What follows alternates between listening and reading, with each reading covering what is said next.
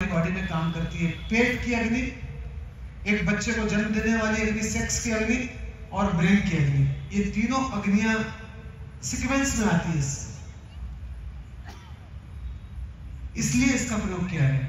आपके ब्रेन को ध्यान रहे, उसमें ब्रेन इन्वॉल्व हो, क्योंकि हमारा जीवन 3 से बना हुआ है, ब्रह्मा विष्णु महेश। सत्व रज तम, कफ पित्त वात, पॉजिट्रॉन न्यूट्रॉन इलेक्ट्रॉन, ये तीनों से मिलकर हमारा जीवन का उद्गम हुआ है। इसलिए 3 बहुत गहरा जाता है। धन्यवाद। पूज्य गुरुदेव जी को प्रणाम। मेरी नाम शुभश्री माझी, हाउस वाइफ हूँ, उम्र 50। गुरुदेव जी, मैं जानना चाहती हूँ कि मणिपुर चक्र को कैसे जागृत किया जा सकता है। प्रश्न खड़े करके प्रश्न उठना चाहिए ना, भीतर में कौन हूँ, मैं कहाँ से आई हूँ, मुझे कहाँ जाना है, मैं यहाँ क्या कर रही हूँ। प्रश्न उठेंगे तो फिर वो जगेगा, थोड़ा प्रश्न खड़े होंगे तो वो प्रश्न पूछने के लिए। धन्यवाद। पूज्य परम आला जी को स्वीकार करें। मैं मनोरंजन पंडा, उम्र 55 साल। मेरा प्रश्न ये है कि अभी जो हिसाब से हमारा शरीर का वजन बढ़ रहा है, उसका बाद में बहुत सारे बेली भी बढ़ रहा है, पेट भी बढ़ रहा है, वो कौन सा प्रयोग करने से हमारा वजन कम होगा और बेली का जो फिटनेस है वो घटे? वो बता देंगे, पीछे बैठे ना श्रवण जी को बता देंगे आपको। जी सर, धन्यवाद।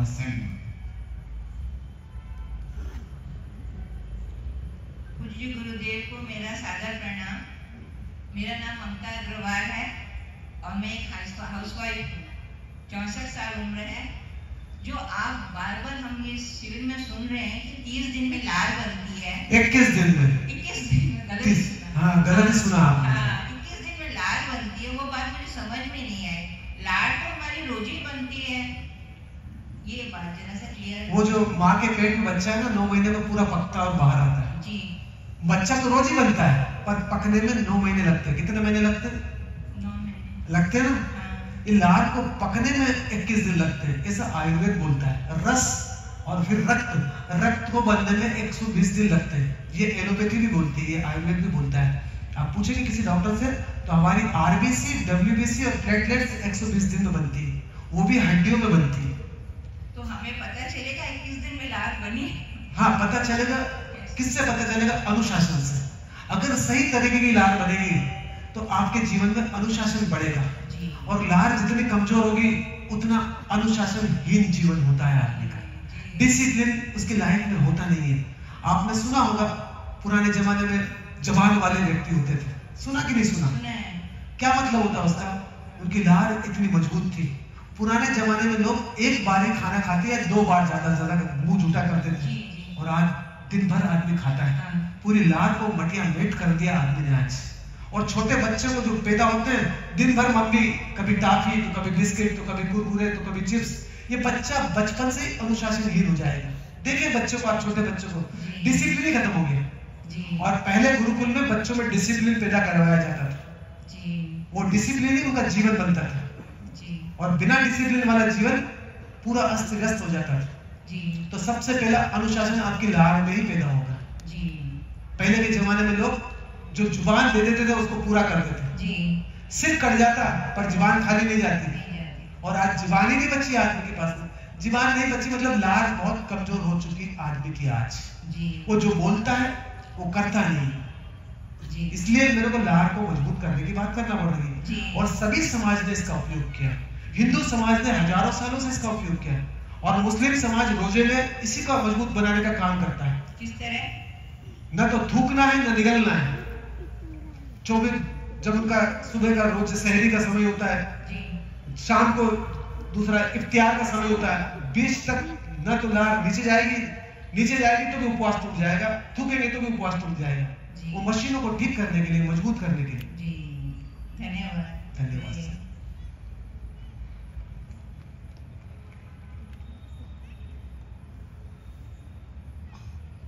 आवाज नहीं आ रही बेटा भाई।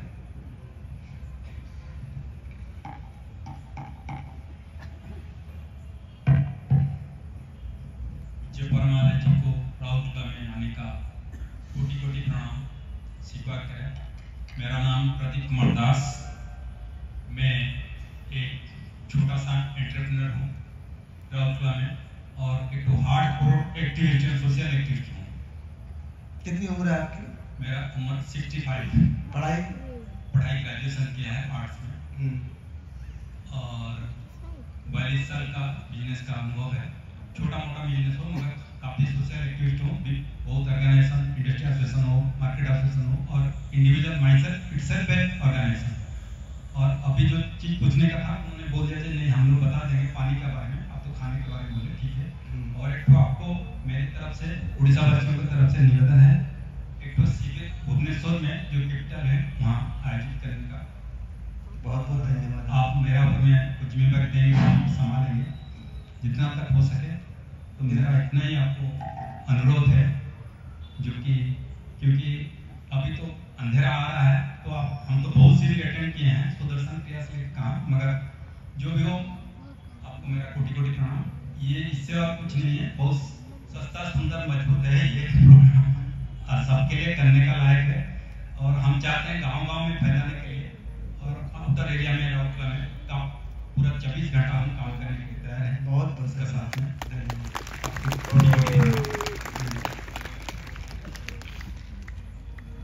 पूज्य परमात्मा जी को मेरा नमस्कार, मेरा स्वीकार करें। मेरा नाम तरनप्रीत कौर है और मैं एक थेरेपिस्ट हूँ जो मैं अल्टरनेटिव हीलिंग करती हूँ। मैंने ग्रेजुएट हूँ।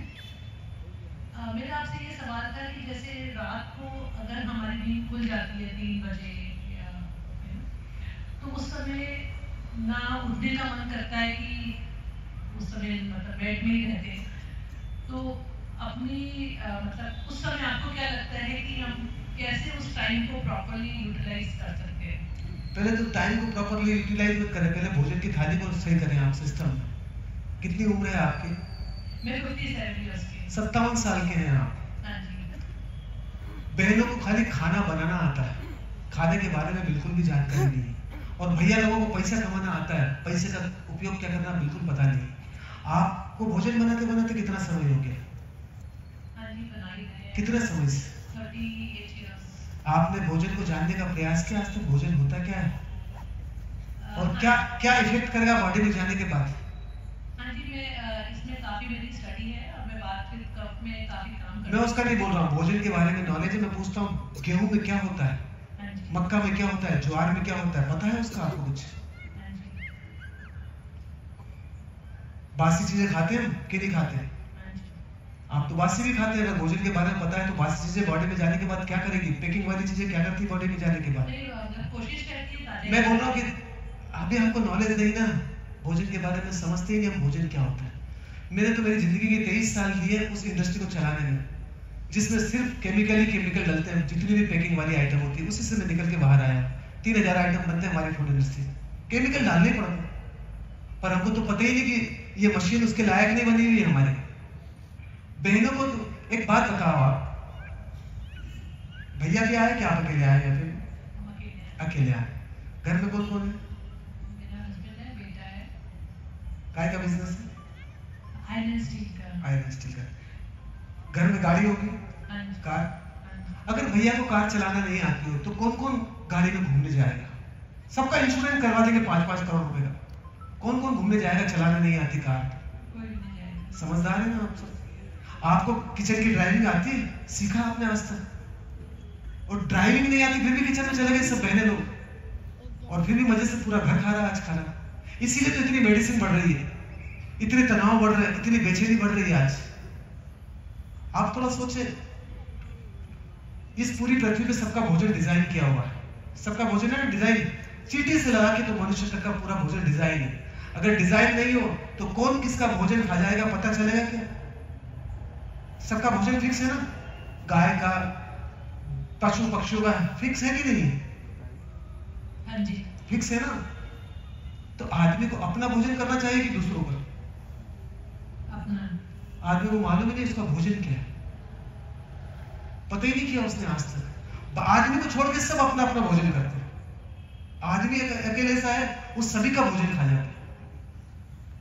वही सिखाना है थोड़ा सा यहाँ पे कि भोजन की थाली तो समझे आदमी। जिसने भोजन की थाली समझ ली उसने पूरे जीवन को समझ लिया। अन्न से ब्रह्म, अन्न से तो मेरे मुंह में से वाणी निकल रही है ब्रह्म की, शुरुआत तो वहीं से होगी ना। उस अन्न को ही नहीं जानेंगे तो ब्रह्म की यात्रा किससे होगी? जिस भोजन को हम ग्रहण कर रहे हैं, आप समझना, आदमी खड़े खड़े खाना खाता है, शादी के अंदर खाता है ना, आपने देखा होगा कि नहीं देखा? माइक में जोर से बोलेंगे, अदरवाइज तो नहीं लेंगे ना, बात कर रहा हूं आपसे। नहीं कोई बात नहीं, अच्छा है ना। खड़े खड़े खाना खाता है ना। एक बात समझना, आपके यहाँ पे कोई गेस्ट आता हो और खड़े खड़े बात कर रहे हो उससे, आप घर में बुलाए मत, आप उसको बिठाए मत, तो वो रुकेगा क्या आपके यहाँ पे? चले जाएगा ना। वो जो भोजन आपकी बॉडी में जाने के बाद जीवन बनना वाला है, उसको खड़े खड़े बातें बातें करते करते खा रहा आदमी, इतना बड़ा अपमान उस भोजन का। वो भोजन पेट में जाके अपमान ही करवाएगा आदमी का। बैठ के भोजन हाथ जोड़ के जितना सम्मान भोजन को देगा, उसका ब्रेन उतना सम्मान दिलवाएगा उसके जीवन को। पर हम तो भोजन को समझते ही कुछ। सोचो कि मोबाइल में बात करते करते खाना खा रहा आदमी, टीवी देखते देखते खाना खा रहा आदमी।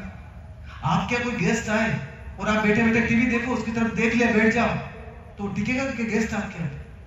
चले जाएंगे। ये भोजन भी पेट में जाके पूरे जीवन को डिस्टर्ब करता है आज। तो थोड़ा मेरे को बेसिक नियम सिखाना पड़ रहे हैं यहाँ पे। पहले के जमाने में नाभि के बराबर पटिया रख के खाना खाता था आदमी। 3 अवस्थाएं होती थी भोजन की, इधर आना सुन। हाँ, जैसे ब्रेथ, अपने ब्रेथ के साथ में अगर हम जुड़ जाते हैं, जैसे अगर नींद खुल जाती है तो मतलब वो भी तो एक कॉन्शियसनेस। अभी उसको छोड़ो, जब तक भोजन ठीक नहीं होगा कॉन्शियस हो गई भी आपको। अच्छा। भोजन ही लयबद्धता लेके आएगा बॉडी में। बिना लयबद्धता के भोजन नहीं होगा तो लयबद्धता आएगी नहीं बॉडी में। बॉडी या तो तमस में चली जाएगी या रजस में चली जाएगी, सत्व में नहीं आएगी बॉडी के अंदर। वो बैलेंस में आएगी नहीं तो कुछ भी करेगा आप, और जीवन में घटना नहीं घटेगी। मैं तो थोड़ी भोजन की बता रहा हूँ, समझ ले तो ठीक। जब आदमी पैदा होता है, माँ के पेट में जो बच्चा रहता है, और जब घुटने मुड़े हुए रहते हैं, उसके छाती से चिपके हुए रहते हैं, पेट में जो माँ का बच्चा रहता है, और जब पैदा होता है तो ये प्राकृतिक अवस्था थी ऐसी। पुराने जमाने में लोग ऐसे बैठ के भोजन करते थे, अगर नॉलेज हो आपको तो। इससे पेट दबता था और ज्यादा भोजन कभी कर नहीं पाता था आदमी। गैसेस की, एसिडिटी की कभी जीवन में प्रॉब्लम नहीं होती थी ऐसे भोजन करने से। ज्यादा भोजन करेगा तो बॉडी एक्सेप्ट नहीं करेगी ऐसे बैठने से। इसको बोलते थे प्राकृतिक अवस्था। और ऐसे ही मल विसर्जित करता था। यूरोपियन टॉयलेट नहीं थे। ये तो एक आदमी डिस्टर्ब हुआ 1885 के आसपास, उसने क्या बोलते हैं इसको, सिविलाइजेशन, वेस्टर्न सिविलाइजेशन चालू करवा दिया उस एक आदमी ने। पता ही नहीं क्यों करवाया, पर ऐसे ही मल विसर्जित करने की टेक्निक दी थी प्रकृति ने। आदमी को छोड़ के सब उसी डिजाइन में खाना खाते हैं, उसी डिजाइन में, उसी आसन में मल विसर्जित करते हैं। ऐसा मल विसर्जित इसलिए करना कि जो लॉक लगा देता है हमारे गुदाद्वार में, वो लॉक खुलता है ऐसे बैठने से। आधे बैठते हैं तो लॉक नहीं खुलता वो पूरा, और बॉडी पेट को साफ नहीं कर पाती। पर आदमी को ध्यान ही नहीं इस बात का। फिर थोड़ी प्रकृति से ऊपर उठे हम तो संस्कृति में आए। तो संस्कृति में आने में इसमें 2 लॉक लगते हैं, एक घुटने में लॉक लगता है, एक कमर के यहाँ लॉक लगता है। इससे बॉडी में गैस्ट्रिक जूस और हाइड्रोक्लोरिक अम्ल की ताकत बढ़ जाती है। और फिर हम प्रकृति से संस्कृति में आए, ऊपर उठे तो आलकी पालकी लगा के खाना खाता था स्वस्तिक आसन में। एक पैर के पंजे दूसरे घुटने के बीच में, दूसरे पंजे उस घुटने के बीच में, नाभि के सामने पटिया रख के खाना खाता था। इसको बोलते हैं स्वस्तिक आसन। ये भोजन अब स्वस्तिक वाली ऊर्जा चक्र बनाएगा ऊर्जा का बॉडी में जाने के बाद। पर आदमी ने तो अपने को नीचे गिराया कि ऊपर उठाया।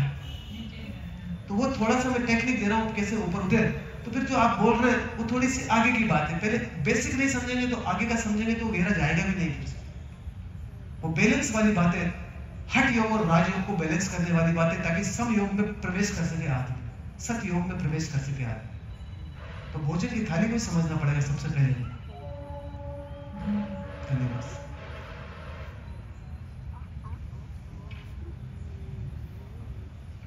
पूज्य परमारे जी को मेरा शत नमन। राउरकेला प्रस्थान करने के लिए आपका बहुत बहुत धन्यवाद, बहुत बहुत आभारी हूँ आपका। मैं अनुपम गुप्ता, 59 साल उम्र है, प्रोजेक्ट कंसल्टेंट हूँ।